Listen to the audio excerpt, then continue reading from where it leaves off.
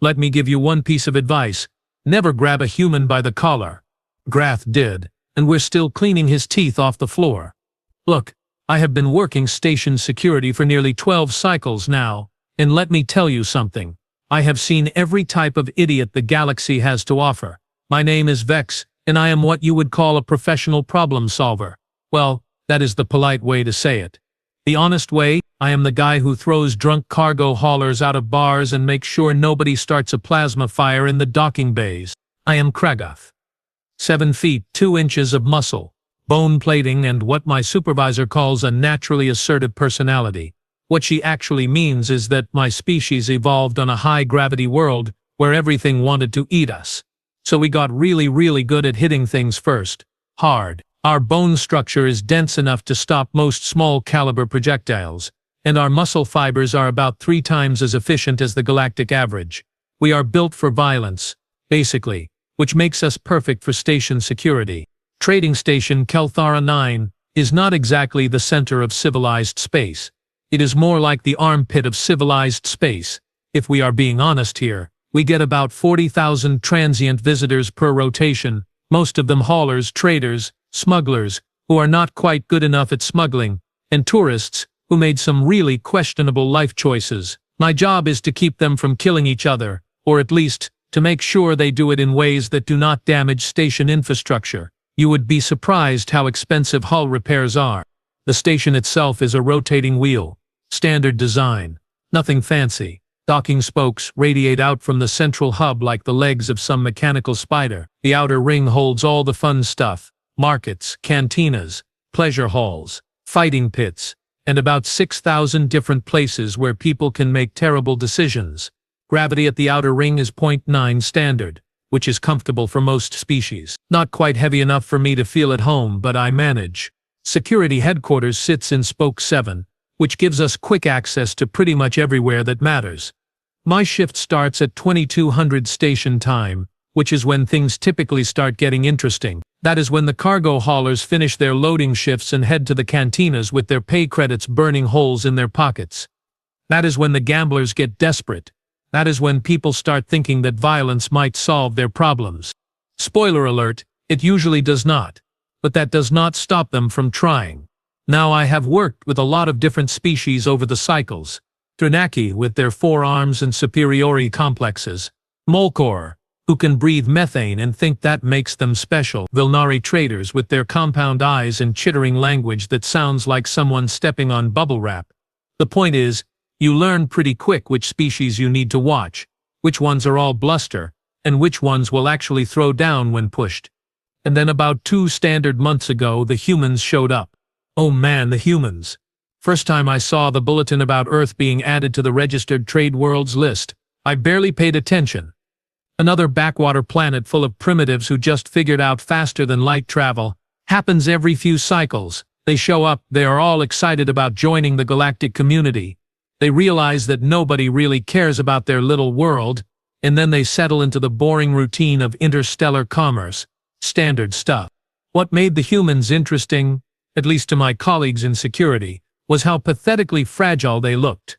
I mean seriously, when the first human trade delegation arrived at Kelara 9, half the security team could not stop laughing. They are tiny.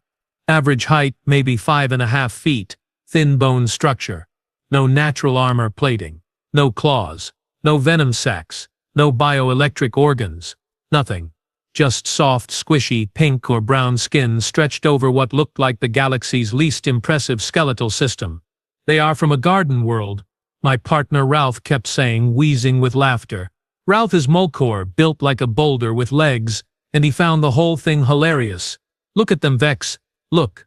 They probably evolved eating fruit and running away from actual predators. I had to admit, he had a point. According to the registration data, Earth was classified as a Class 7 world. Nitrogen, oxygen, atmosphere. Single large moon. Liquid water oceans. Average surface temperature in the comfortable range. 1.0 standard gravity. Everything about it screamed easy living. No wonder the humans looked so soft. Within a week of their arrival, there was a betting pool going around the security department. The question was not if a human would get seriously hurt in a station altercation, It was when Ralph put his money on less than 10 rotations. I gave them maybe 20, because I am an optimist. Our supervisor Kelna refused to participate on ethical grounds, but I saw her slip Ralph 20 credits and whisper 8 rotations when she thought nobody was watching. The humans, bless their naive little hearts, seemed completely oblivious to the fact that pretty much every other species on the station viewed them as walking target practice. They set up their little trade office in the commercial district. They smiled at everyone with those weird flat teeth. They were polite. They said please and thank you. They followed every single station regulation like they were afraid of getting detention. It was almost cute, like watching baby Kelrath trying to hunt before they figured out which end of their prey bites. Most of the action on Kelara 9 happens in the cantinas, and there are about 24 of them scattered around the outer ring. But the one that matters, the one where reputations are made and broken, is a place called the Gravity Well. Terrible name, decent drinks, and absolutely zero tolerance for boring behavior. The owner, a Thranaki named Court, encourages what he calls spirited disagreements, because violence is good for business. As long as you do not damage the furniture, he does not care if you rearrange someone's face. The Gravity Well is where I spend most of my shift. Not inside, usually, but close enough to respond when things get out of hand, which they do, frequently. I have lost count of how many times I have had to drag someone out of there in restraints. It is part of the job. And here is the thing about the Gravity Well. It is also where you go if you want to establish dominance. If you are new to the station and you want people to know you are not someone to mess with, you make your presence known there. You take up space. You make noise. Maybe you pick a fight with someone smaller than you and make sure everyone sees you win. So naturally, when the humans started showing up at the Gravity Well during off-duty hours, everyone paid attention. Not because they were impressive, because they were prey. I remember the first time I saw one of them walk in there. Human male, maybe 30 standard years old, wearing a plain gray jumpsuit with an Earth flag patch on the shoulder. He walked up to the bar, ordered something called whiskey, which apparently is a human intoxicant, and just sat there, drinking, alone, not bothering anyone. Ralph elbowed me in the ribs. How long you think before someone messes with him? Maybe they will leave him alone, I said without much conviction. You do not actually believe that? No, I do not. But surprisingly, that first night, nothing happened. The human finished his drink, paid his tab, and left. No incidents, no problems. Ralph complained that his entertainment had been ruined. It was only later, after everything went sideways, that I realized what we were actually seeing that night. It was not that people were leaving the human alone out of respect or kindness. It was that they were watching, waiting, figuring out the angles. Predators do not rush in blind. They observe their prey first. They look for weakness. And everyone was absolutely certain the humans were weak. We were so wrong. The human trade delegation consisted of about 15 individuals, and they rotated through the station in shifts. Most of them were forgettable, polite, quiet, efficiently boring. They negotiated their cargo contracts. They paid their docking fees on time, and they did not cause problems, which, honestly, made them some of the best visitors we had. I almost started to like them, in the way you might like a well-behaved pet. But then there was Victoria Reeves. First time I saw her, she was walking through the main concourse with a datapad in one hand and a thermal container of something in the other. Coffee, I learned later. Humans are obsessed with it. She was tiny, even by human standards. Maybe 5 feet, 4 inches tall, slim build.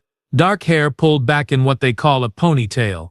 She wore the same gray jumpsuit as the rest of her delegation, and she had this expression on her face like she was trying very hard not to laugh at a private joke. By station standards, she was completely unimpressive. I have seen cargo containers that looked more intimidating. Her arms were thin, no visible muscle definition. Her hands were small and delicate-looking. Everything about her physical presence screamed fragile, breakable, weak. If you put her next to pretty much any other species on Kelara 9, she looked like something that belonged in a habitat enclosure, not walking around unsupervised. Ralph saw her before I did. He actually stopped mid-sentence, stared, and started laughing so hard he had to lean against a wall. That is a human. Vex, are you seeing this? I have sneezed things that look more dangerous. Even Kelna, who usually maintains professional decorum, raised one of her facial ridges in what I can only describe as concerned pity. How did they survive long enough to develop space travel? She muttered. Natural selection should have eliminated them in the first generation. I watched Victoria walk past a group of Velnari traders who barely glanced at her, dismissing her as irrelevant. She did not seem to notice or care. She just kept walking with that almost smile on her face, sipping her coffee, completely at ease. And here is what I thought, watching her. This is what happens when evolution takes it easy on you. Earth is clearly a paradise world where nothing ever goes wrong. Comfortable temperature, plenty of food, no real predators. So humans never had to develop any actual survival traits. They are what you get when a species has no environmental pressure to be strong, fast, or dangerous. Garden world babies. I actually felt a little sorry for them. Over the next few weeks I noticed Victoria more often. She seemed to be the delegation's primary negotiator, which meant she spent a lot of time in the commercial district. I saw her haggle with a Thranaki spice merchant, who tried to overcharge her by 400%. She negotiated him down to reasonable rates within 5 minutes, smiling the entire time. The Thranaki looked confused afterwards, like he was not quite sure what had happened. I saw her help a Kelrath engineer who dropped a container of microcomponents all over the deck, plating. She got down on her hands and knees and spent 20 minutes helping him collect the tiny pieces, even though it was not her mess and not her problem. I saw her break up an argument between two drunk Mulcor cargo haulers by simply standing between them and talking in this calm, reasonable voice until they both got embarrassed and walked away. She was, from what I could tell, aggressively nice, which made what eventually happened even more shocking. But I am getting ahead of myself. There are certain individuals on Kelphara 9 that everyone knows about, not because they are important or respected, but because they are problems. The kind of problems that security has to deal with on a regular basis. Bullies, basically, who use their size and strength to intimidate smaller species and get away with it just enough that we cannot permanently ban them from the station. Grath was one of those problems. Grath is Kragoth, like me, but that is where the similarities end, where I at least try to maintain some professional standards. Grath is just mean. 7 feet, 4 inches of bad attitude and worse hygiene. He works as a freelance cargo hauler, which means he loads and unloads shipments for whoever pays him. It is hard physical labor, and Grath is very good at it. It is also completely beneath his own estimation of his importance in the universe. He has been thrown out of the gravity well 11 times in the past cycle alone, usually for starting fights, never for finishing them because Grath is smart enough to pick on people smaller than him. Vilnari traders, Kelrath engineers, anyone who will not or cannot fight back effectively. He gets his thrills from watching people flinch when he moves toward them. Security has filed reports. Station management has issued warnings, but Grath never quite crosses the line far enough to justify permanent removal. He is always just barely inside the rules, and he knows it. I have personally pulled him off 3 different people and given him the speech about acceptable behavior. He always apologizes, pays whatever minor fine is levied, and then does it again 2 weeks later. Everyone hates Grath, but everyone is also just slightly afraid of him, which is exactly how he likes it. The first time I saw Grath notice the humans, something cold settled in my stomach. I knew that look. It was the look of a predator spotting wounded prey. He was sitting in the gravity well, 3 drinks deep into what was clearly going to be a bad night, and Victoria walked past the entrance with 2 other humans. They were laughing about something, completely oblivious to the danger. Grath watched them go by. Then he smiled. It was not a nice smile. "Hey, Vex," Ralph said quietly. He had seen it too. "Should we, warn them?" I thought about it. Technically, nothing had happened yet. We could not arrest someone for looking at someone else, and maybe Grath would have enough sense to leave them alone. But I knew better. I have worked station security long enough to recognize the pattern. Grath had picked his next target. The only question was when, not if. I should have done something right then. Filed a preemptive report. Assigned extra patrols. Something. But I did not, because honestly I figured the worst that would happen is a human would get scared, file a complaint, and then station management would finally have enough justification to ban Grath permanently. Problem solved. What I did not consider, not even for a second, was the possibility that I had the whole situation completely backwards. It happened on a night cycle about 3 weeks after the humans first arrived. The gravity well was packed, which is never a good sign. When you cram 200 beings from 40 different species into a space designed for maybe half that number, and then add alcohol, gambling, and the kind of music that is less about melody and more about volume, you are basically creating a pressure cooker of bad decisions. I was standing near the entrance, doing my usual scan of the room. Court, the Thranaki owner, gave me a nod from behind the bar. He knows the routine. I stay visible, he keeps serving drinks, and we both pretend that this is a respectable establishment. The air smelled like a chemical plant explosion, which is what happens when you mix the intoxicants and pheromones of 4 dozen species in a poorly ventilated room. Grath was at his usual table in the back corner, already drunk. I could tell by the way he was leaning too far forward and speaking too loudly at the 3 other cargo haulers sitting with him. They were laughing at something, that particular kind of mean laughter that usually precedes someone getting hurt. I made a mental note to keep an eye on them. That is when Victoria walked in. She was not alone. 2 other humans were with her, both male, both slightly taller than her but still small by station standards. One was named Marcus. I had checked his registration earlier. The other I did not recognize. They made their way to the bar, weaving through the crowd with the kind of careful politeness that screamed newcomer. Victoria was still carrying that thermal container. More coffee. Did this woman ever stop drinking coffee? They found space at the bar and ordered drinks. Human alcohol, I assumed, since they had started importing their own beverages after discovering that most station intoxicants either did nothing to their biology or made them violently ill. They were talking among themselves, not bothering anyone, just 3 colleagues unwinding after a shift. Grath noticed them immediately. I saw him sit up straighter, that predatory focus sharpening through the drunken haze. He said something to his companions that made them all turn to look at the humans. More laughter. Louder this time. One of them, a Kragoth named Drell, shook his head like he was warning Grath off. Smart guy, Drell. Unfortunately, Grath is not smart when he is sober, and he is definitely not smart when he is drunk. Grath stood up. All 7 feet, 4 inches of him. He was swaying slightly, but that almost made him more dangerous, not less. Drunk people are unpredictable. Drunk bullies are worse. I started moving toward him, but the crowd was thick and I was still a good 30 feet away when Grath reached the bar. He planted himself directly behind Victoria, close enough that she had to notice. She did. She turned around, looked up at him, and I saw her expression shift from relaxed to alert in about half a second. Well, well, well, Grath said, his voice carrying over the noise of the cantina. Several nearby conversations stopped. People turned to watch. Everyone loves a show. Look what we have here. Humans. The famous garden world weaklings. Victoria looked at her companions, then back at Grath. When she spoke, her voice was calm, almost friendly. Hi there. We are just having a drink, not looking for trouble. Grath laughed. It was not a pleasant sound. Trouble? You think you would know trouble if it bit you? Look at you. You are tiny. What are you? Somebody's pet. The 2 human males tensed. Marcus put a hand on Victoria's shoulder like he was about to step in front of her. She shook her head slightly, some kind of signal between them. Marcus backed off, but he did not look happy about it. Listen, Victoria said, still using that calm tone, I understand you have probably had a bit to drink. Why do not we let us just go our separate ways?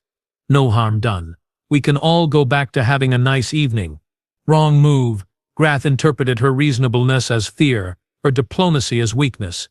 His smile widened, showing too many teeth. Oh, you understand.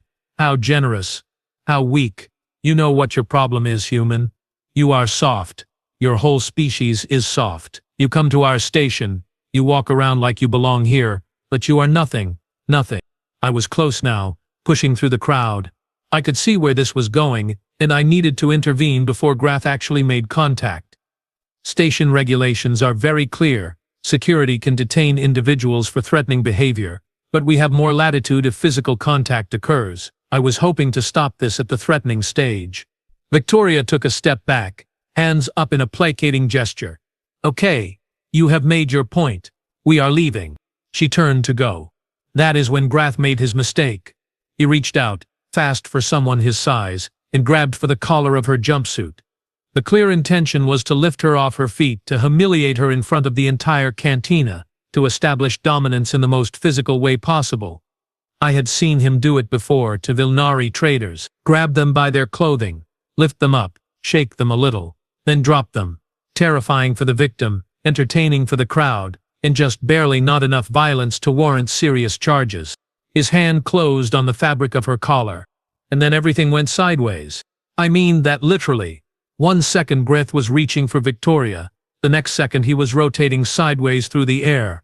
It happened so fast that my brain could not process the individual movements. All I saw was Victoria moving, her body dropping and twisting, her hands coming up in a motion that was way too precise to be accidental, and then Grath was airborne.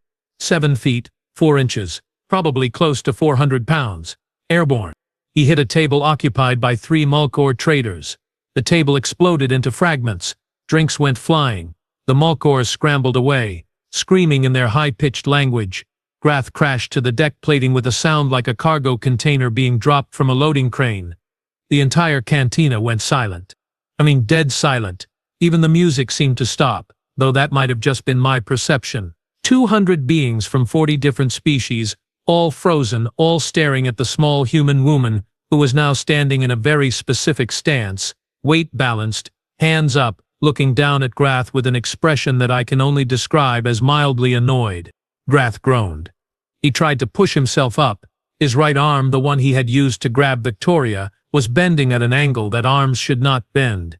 Even from where I was standing, I could see the bone pressing against the skin, compound fracture. Bad one. He looked up at Victoria, and for the first time in all the cycles I have known him, I saw actual fear in Grath's eyes. Victoria tilted her head slightly, like she was considering something. When she spoke, her voice was still calm, but there was something underneath it now. Something cold. I tried to warn you. I really did. But you just had to grab me, did you not? Grath opened his mouth, maybe to apologize, maybe to threaten. I will never know, because Victoria moved again, and this time I saw it clearly. She stepped forward, her foot coming up in a motion that was absolutely beautiful in its efficiency, and kicked him directly in the jaw. The sound was like a gunshot. Grath's head snapped back. Several teeth flew out of his mouth, glittering in the cantina lighting before clattering to the floor. His jaw made a crunching sound that I felt in my own bones. He collapsed, unconscious before he hit the ground. Victoria lowered her foot, brushed off her jumpsuit, and picked up her thermal container from where she had set it on the bar. She took a sip of her coffee. Then she looked directly at me. "Sorry about the mess," she said. "I will pay for the table. I need to back up for a second because what I just described does not actually capture what happened. My brain was trying to process events in real time and frankly my brain was failing. So let me break down what Victoria actually did, as best as I can understand it because I have spent the last several weeks reviewing security footage and consulting with medical staff, and I still barely believe it. When Grath grabbed her collar, Victoria did not pull away. That is the first thing that makes no sense. Every instinct, every survival response should have told her to retreat. But she did not. Instead, she moved toward him, dropping her center of gravity and rotating her entire body in one smooth motion. Her hands came up, one grabbing his wrist, the other his elbow, and she used his own momentum against him. Now, here is where the physics gets interesting. Grath outweighed Victoria by probably 250 pounds. He is significantly taller, stronger, and has bone density that can stop most blunt force trauma. By every logical calculation, he should have been able to do whatever he wanted with her. Lift her, throw her, whatever. But Victoria did not try to match his strength. She redirected it. She turned his grab into a lever, his arm into a fulcrum, and his own body weight into the force that threw him. It was not her strength that sent him flying. It was his. The technique was called a hip throw. I learned later. Humans have dozens of martial arts disciplines, combat systems developed over thousands of years specifically designed to let smaller individuals defeat larger opponents. Victoria had apparently trained in something called judo since she was 6 years old, 20+ years of practice, muscle memory so deep it was practically instinct. When Grath hit the table, his arm was already compromised. The throw had hyperextended his elbow, and the impact finished the job. The radius, that is the bone in the forearm, snapped cleanly, but the ulna, the other forearm bone, did not break cleanly. It fractured lengthwise and the jagged end punched through the muscle tissue and skin, creating what medical personnel call a compound fracture. It looked absolutely horrible. There was blood, quite a lot of it, and the bone was visible, which is never a good sign in any species. Grath was conscious enough to scream, this high-pitched sound that did not seem like it could come from something his size. And Victoria just stood there watching him try to get up, her expression completely neutral. That is when I should have intervened. That is when I should have called for medical and gotten between them. But I could not move. I was rooted to the spot, my brain trying desperately to reconcile what I had just witnessed with everything I thought I knew about humans. Grath managed to get to his knees, cradling his ruined arm. He looked up at Victoria with that fear in his eyes, but also anger, humiliation. He was about to say something, probably another threat, because Grath has never been smart enough to know when to quit. Victoria did not give him the chance. She stepped forward, and her movement was so casual it almost looked lazy. Her right foot came off the ground in a circular motion, building momentum, and then snapped forward with her entire body weight behind it. Her boot, standard station issue, size probably 6.5, connected with Grath's jaw at what the medical report later estimated was somewhere around 40 miles per hour. The human body, I have since learned, is capable of generating incredible striking force when properly trained. The leg muscles are the strongest in the body. The hips can rotate to add torque. The entire kinetic chain, from the ground through the foot to the point of impact, can deliver energy that far exceeds what you would expect from something that looks so small and fragile. Victoria's kick carried approximately 800 pounds of force. I know this because the medical team measured the damage and worked backwards. Grath's jaw shattered. Not broke. Shattered. 3 teeth came out immediately, flying across the cantina like little calcium projectiles. 2 more cracked at the root and would need to be extracted later. His jawbone fractured in 4 places. The mandibular condyle, that is the part that connects the jaw to the skull, dislocated completely on the left side. The sound was similar to dropping a crate of glass containers onto a hard surface. Crunchy. Wet. Final. Grath went down like someone had cut his power supply. His eyes rolled back, his body went limp, and he collapsed face first onto the deck plating. More blood pooled under his head, mixing with the spilled drinks and broken glass from the destroyed table. Victoria stood over him for maybe 3 seconds, just watching, making sure he was not getting back up, I think. Then she turned, walked back to the bar, and picked up her coffee. She took a sip, made a slight face like it had gotten cold, and set it down again. The silence in the gravity well was absolute. You could have heard a pin drop. You could have heard someone thinking about dropping a pin. 200 beings, not one of them making a sound, all staring at this tiny human woman who had just dismantled a Krago enforcer like he was made of cheap packing materials. Then someone, I think it was one of the Mulkor, whose table got destroyed, started laughing. Nervous, high-pitched laughter that broke the spell. Suddenly everyone was talking at once, the noise level rising from 0 to deafening in about 2 seconds. I finally got my body to respond to my brain's commands and pushed through the crowd to Grath. He was still breathing, which was good. His pulse was strong, also good. But he was definitely unconscious, and the amount of blood was concerning. I triggered my comm unit. Security to medical, gravity well cantina, priority response. 1 Kragoth male, unconscious, significant facial and arm trauma, possible concussion. The response came back in maybe 5 seconds. Medical team en route. What happened? I looked at Victoria, who was now talking quietly with Marcus and the other human. They did not look surprised. That was the thing that struck me. Marcus looked concerned, sure, but not shocked. The other human was actually smiling a little, like this was a normal Friday night.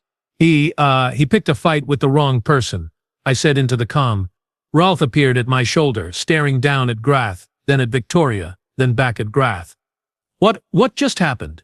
Did that human just do that? Yeah, I said. Yeah, she did. But she is tiny. She is maybe 100 pounds. How did she? I mean, he is Kragoth, Vex. He is one of us. How did a human do that to one of us? I did not have an answer. Not yet. The medical team arrived within 3 minutes, 2 Kelrath medics and a Thranaki trauma specialist. They took one look at Greth and immediately called for a stretcher. The Thranaki, a female named Silith who I had worked with before, whistled through her mandibles. "Somebody beat him with a cargo loader?" she asked. "No," I said. "Her," I pointed at Victoria. Silith looked at Victoria, looked at me, looked at Victoria again. "You are joking." I really wish I was. They loaded Greth onto the stretcher, stabilized his arm, and fitted a cervical collar around his neck to keep his broken jaw from moving. He started to regain consciousness as they were lifting him, groaning through his shattered mouth. The sound was pitiful. Silith administered a sedative, and he went quiet again. As they were carrying him out, I approached Victoria. My hand was on my stun baton, not because I thought I would need it, but because protocol required it when approaching someone who had just committed an act of violence. Up close, she looked even less impressive, maybe 120 pounds soaking wet, no visible weapons, no armor, just a human in a gray jumpsuit drinking cold coffee. "Ma'am," I said, keeping my voice professional, "I am going to need you to come with me to security headquarters. We need to take a statement about what happened here." She nodded, completely calm. "Of course. That is completely reasonable. Do I need a lawyer or legal representation?" "That is your right, but this is just a preliminary statement. You are not under arrest." "Yet," she said, with a slight smile. "Yet," I agreed. Marcus stepped forward. "Vex, right? I have seen you around." "Look," Greth grabbed her first. "There are probably 50 witnesses who saw him initiate contact. This was self-defense." "I know what I saw," I said. "But we still have procedures." Victoria put a hand on Marcus's shoulder. "It is fine, I will go give my statement. You two head back to the quarters. Let Captain Harrison know what happened. He is going to want to file an official report with station management." "You sure?" Marcus asked. "Completely. I will be fine." As we walked out of the gravity well, I could feel every eye in the place following us. The crowd parted without me having to ask. People actually stepped back when Victoria passed, like she was radioactive or something. Outside, in the corridor, Victoria spoke first. "Is he going to be okay?" "Greth, I mean, probably," I said. "Broken jaw, broken arm, concussion. He will heal. Eventually." "Good, I did not want to kill him, just make a point." "Well, you definitely made a point. What was that? What did you do to him?" Victoria looked up at me, and for the first time I saw something other than calm professionalism in her expression. She looked tired, maybe a little sad. "Judo and Muay Thai," she said. "Been training since I was a kid. My parents thought it would be good for self-confidence. Turns out it is also good for dealing with bullies who do not understand the word no. That was not just training. That was, I have never seen anyone move like that." She shrugged. "Yeah. Well, where I come from you learn to defend yourself.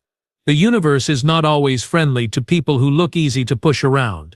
And that, right there, was when I first started to understand that maybe, just maybe, we had gotten everything about humans completely wrong. After I took Victoria's statement, which was concise, accurate, and delivered with zero emotional embellishment, I did something I should have done 3 weeks earlier. I actually read the full registration file on Earth and its inhabitants. Not just the summary page. The whole thing. All 247 pages of it. Let me tell you, it was educational in the most horrifying way possible. Earth is classified as a Class 7 world. That part I knew. What I did not know, what apparently nobody bothered to read, was the subcategory designation. Right there on page 3, in standard galactic font, was a notation that should have been highlighted, underlined, and possibly set on fire for emphasis. Death World, Category 12 out of 12.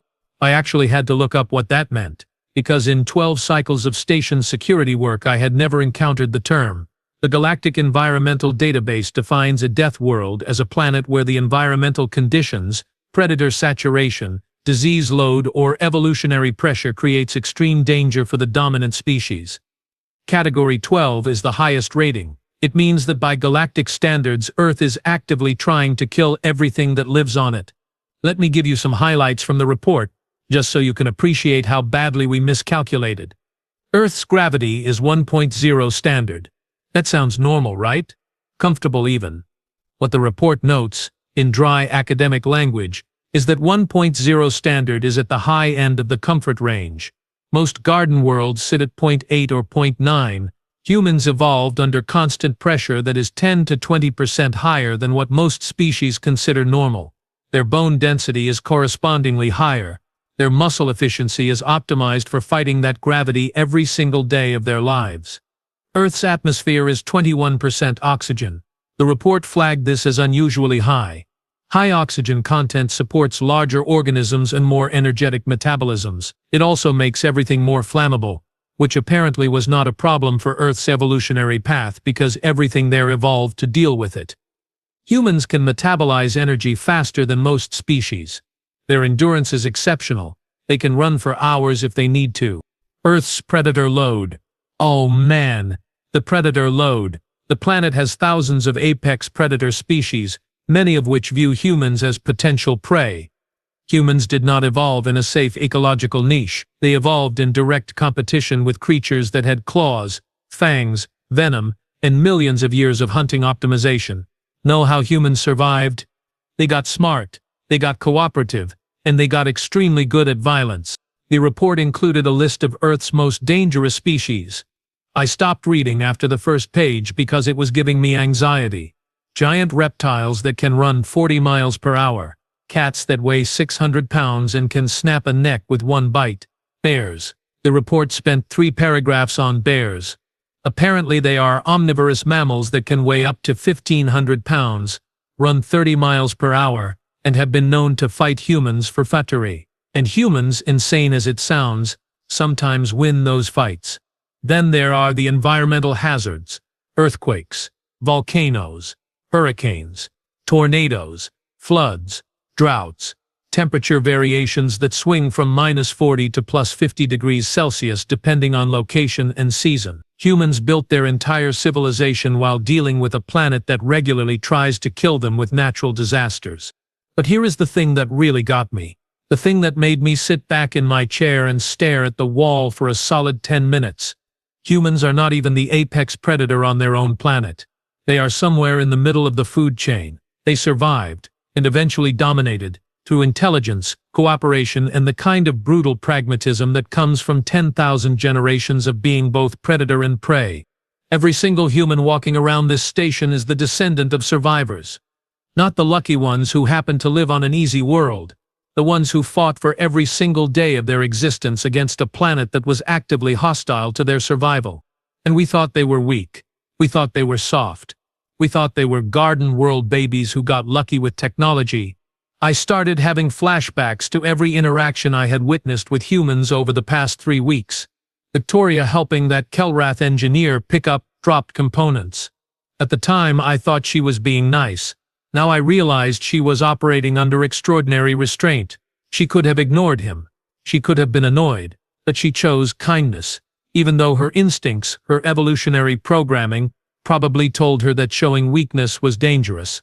The human who got laughed at in the gravity well that first night, he did not fight back or even respond to the insults. I thought it was because he was scared. Now I understood it was because he was civilized. He chose not to respond with violence, even though he absolutely could have. Every polite interaction, every diplomatic negotiation, every time a human backed down from a confrontation, that was not weakness. That was control. That was a species that learned to restrain its violent impulses because unrestrained violence on a death world means extinction. The report included physiological data too. Human reaction time averages around 0.25 seconds for trained individuals. Their hand-eye coordination is exceptional, probably evolved for throwing weapons at prey and predators. Their capacity to process multiple threats simultaneously is among the highest recorded in any sapient species. They have binocular vision optimized for tracking fast-moving targets. Their vestibular system, the thing that controls balance, is incredibly sophisticated because they evolved as bipedal hunters on varied terrain. Oh, and here is a fun fact. Humans have a stress response called adrenaline. When threatened, their bodies dump a cocktail of chemicals into their bloodstream that temporarily increases strength, speed, pain tolerance, and reaction time. It is a biological combat drug that they produce naturally. In sufficient quantities, a human experiencing a full adrenaline response can ignore injuries that would incapacitate most species and continue fighting. Victoria probably was not even trying particularly hard when she took down Grath. She was just operating on training and instinct. For her, it was routine. Defend yourself, neutralize the threat, walk away. Another Thursday evening. I filed my report with station management. Captain Harrison from the human delegation filed his report. Security footage was reviewed by 3 separate supervisors. The consensus was unanimous. Grath initiated contact. Victoria responded with appropriate force given the threat. Case closed. No charges filed. Self-defense. Clean and simple. But the story spread. Oh, did the story spread? Within 12 hours, everyone on Kelara 9 knew that a small human female had destroyed Grath in a fight that lasted less than 5 seconds. The security footage got leaked somehow. I am not saying it was Ralph, but it was definitely Ralph, and it circulated through every datapad and comm unit on the station. The attitude shift was immediate and dramatic. Humans went from being dismissible jokes to being, well, respected is not quite the right word. Feared is closer. People moved out of their way in corridors. Traders stopped trying to overcharge them. The betting pool in the security department was quietly dissolved, and several people, including me, felt deeply embarrassed about the whole thing. Grath's recovery was long and unpleasant. The medical team had to wire his jaw shut to let the bone fragments heal properly. He could not eat solid food for 3 months. Everything went through a feeding tube. Liquids only. His arm required surgery. 2 different procedures to set the bones and repair the muscle damage. He was on medical leave for 4 months total. When he finally came back to work, he was different. Quieter. More careful. He did not start fights anymore. Did not even raise his voice. Someone asked him what happened. I heard this secondhand, and he just said that he learned a valuable lesson about respect. He also never went to the gravity well again. Could not stand to be in the place where his reputation died. Station management implemented new protocols. Nothing official, nothing written down, but there was a general understanding among security staff. If a human is involved in a confrontation, respond immediately. Do not wait to see how it plays out. Humans have been reclassified from low threat to high threat, and we treat them accordingly. Which mostly means we treat them with the same caution we would show a Krago enforcer or a Thranaki combat specialist. Victoria became something of a station legend. People pointed her out in corridors, whispered when she walked by. She handled it with the same calm professionalism she showed in everything else. Still polite, still friendly, still willing to help if someone asked. But now, everyone understood that the politeness was a choice, not a weakness. She actually became an unofficial peacekeeper. I saw it happen multiple times. A confrontation would start brewing in the commercial district or one of the cantinas, voices rising, postures getting aggressive. Then Victoria would walk over, coffee in hand, and just stand there. Not threatening, not even speaking sometimes. Just present. And the confrontation would diffuse immediately, because nobody wanted to be the next cautionary tale. 3 months after the incident, I ran into her in the main concourse. She was carrying a datapad and that eternal thermal container of coffee. I nodded to her. She nodded back. "Quiet shift?" she asked. "Thanks to you, mostly," I said. "People have been much better behaved since you educated Grath about personal boundaries." She smiled, that same almost smile I remembered from the first time I saw her. "I did not mean to cause such a fuss. I just wanted him to stop grabbing me. You could have filed a complaint, gone through official channels." I could have. But where I come from, sometimes you have to stand up for yourself directly. Words do not always work with bullies. Sometimes they need a more physical education. "Your world sounds intense." "It is," she said. "But it teaches you useful skills, how to assess threats, how to defend yourself, how to know when to fight and when to walk away." Grath did not give me the option to walk away, so. She shrugged. "For what it is worth," I said, "I am sorry we underestimated your people. I made some stupid assumptions based on appearances." "Yeah, you did," she agreed, but her tone was not hostile, just factual. "But you learned, that is what matters. Most species eventually figure out that humans are tougher than we look. You just had a more dramatic education than most." She started to walk away, then paused and looked back. Hey Vex, you are good at your job. You keep this station safe. I respect that. If you ever need backup, if things get really bad, you let me know. Okay? I watched her disappear into the crowd, this tiny human who had fundamentally changed how everyone on Kelara 9 viewed her entire species. I thought about Grath, eating through a tube, his jaw wired shut. I thought about my own arrogance, my assumption that size and strength were the only things that mattered in a fight. I thought about Earth, that death world spinning through space, producing generation after generation of survivors who learned to smile politely while carrying the capacity for extraordinary violence. And I made a mental note, one that I have followed religiously ever since. Never ever assume that something small is weak. Never assume that something polite is harmless. And definitely never grab a human by the collar. They really do not like that.